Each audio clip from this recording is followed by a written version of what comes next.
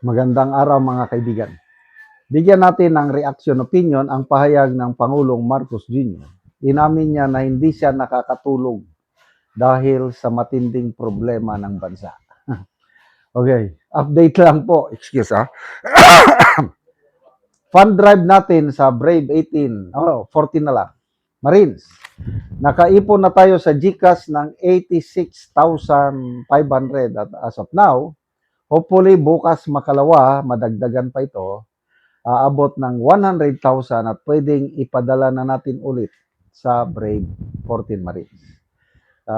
Total na tulong na nakaabot na sa kanila na ipadala is 470,000 pesos. Madadagdagan pa bukas makalawa. Okay. Sa mga gustong magpadala, ito po ang ating GCash number, 0966-265-8480. Ang pangalan po sa GCash is Ivan Henry Sibog. So, anytime from now, may lalabas na naman na warrant of arrest laban sa Brave 14. Kailangan nila ng pera na pampiyansa. Kailangan din ng pera na isuporta sa kanilang pamilya dahil tinanggihan nila ang malaking amount, 25 million pesos bawat isa para lang bumaliktad sa kanilang testimonya, kailang hindi nila kinagat ang suhol sa kanila. Okay, ito. Post ng Masang Pilipino. Hindi talaga ako makakatulog. PBBM muling pinag-usapan dahil sa pahayag sa flood control. Muling naging usap-usapan ang naging pahayag ng Pangulong Marcos Jr. noon tungkol sa korupsyon sa gobyerno matapos ang nangyaring malawakang baha sa ilang bahagi ng Metro Manila. Excuse me ha.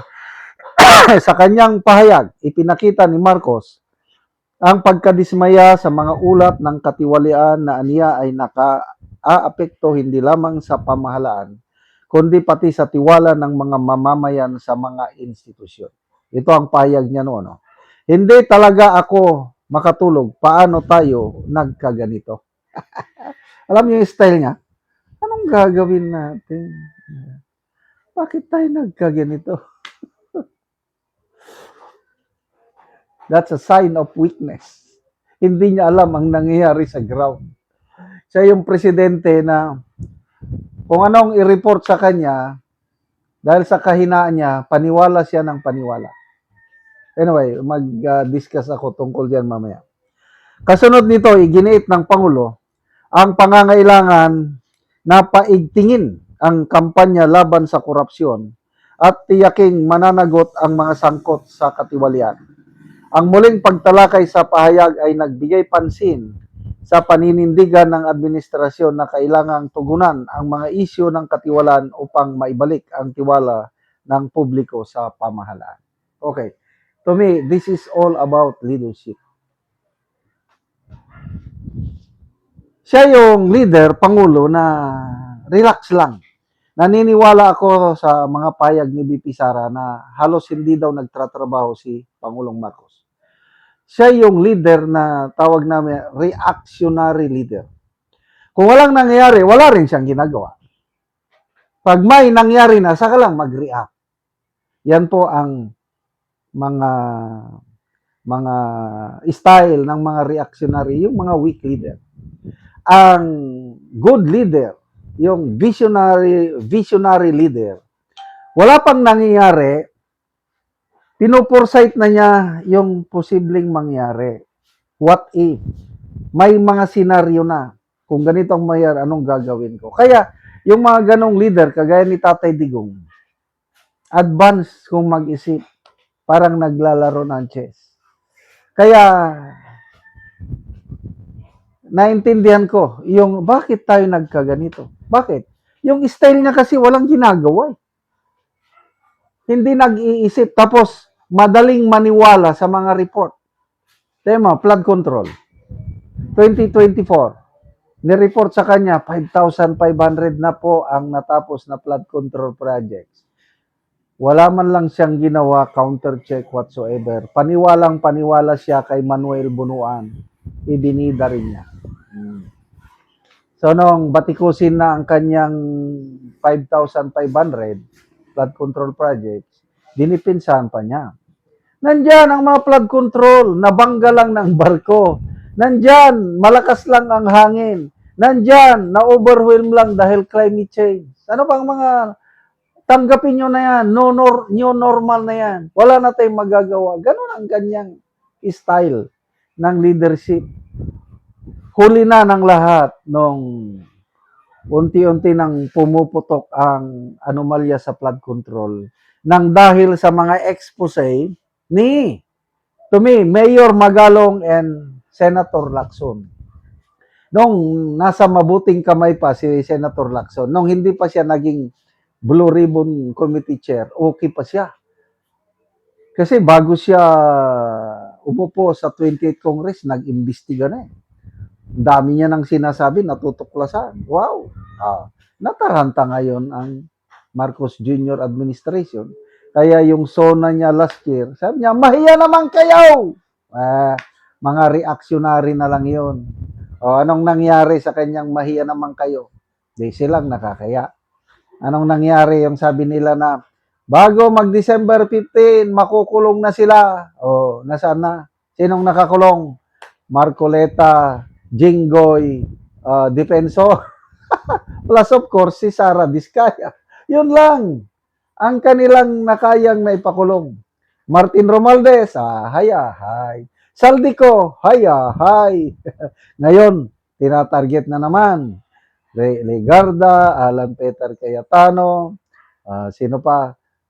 Robin Padilla, Bongo, sinama na naman nila si Mig Subiri.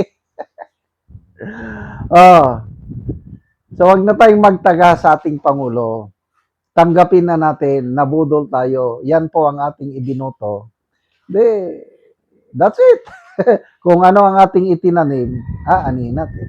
Hindi tayo naniwala kay Tatay Digong noon na weak leader siya. Ito, magdusa tayo. Di ba? Ganyan lang talaga ang buhay. So, ngayon, nakakatulog pa ba siya ng minding? Sana nga naman, para hindi siya magkasakit.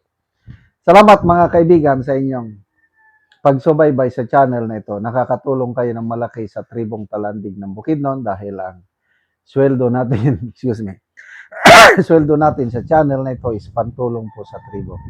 Namimigay tayo ng libreng yero at pako para makapagpatayo sila ng mas maayos na tirahan. Panoorin nyo ang video na ito. Mauna niyang mga scene nga ipanghatag sa mga tao. So, dagan-dagan yod nga yero ang atong nahatag dinhi. So, mauna ni sila ang mga tao nga taga-ano gero. Maupod ni ang mga lansang nga ipanghatag. Mga lansang, mga yero. Kompleto gyud.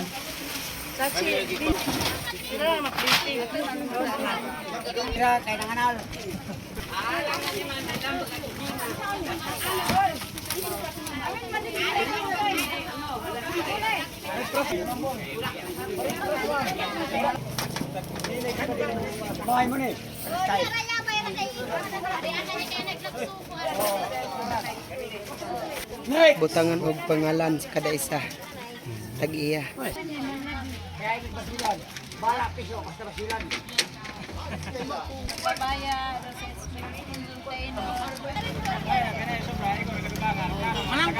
Magbahin-bahin na, modala na sa yang bahin ang kada isa.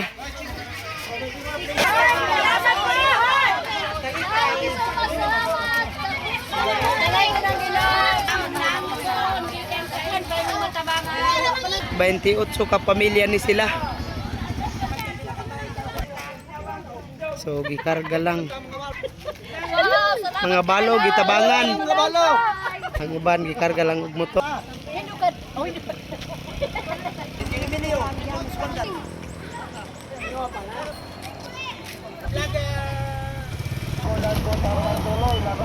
Hey, kisa bulik ko. Hoy.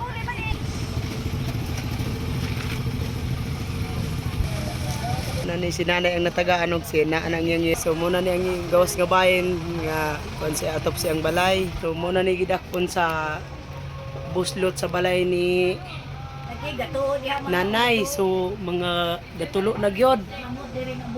Kuan nagid karaan nagid ka. So nanay pila na ni katuig ang imong balay? 15. 15 na katuig. So pila na imong edad nanay? Iteto. 82 na ka. So balo na ka nanay. Nabalo na. Oo. 15 na makatuig siya. Mm. Salamat. Salamat sa Diyos. Oo, nagpasalamat si nanay sa Ginoo nga tagaan siya. Sige, salamat nanay.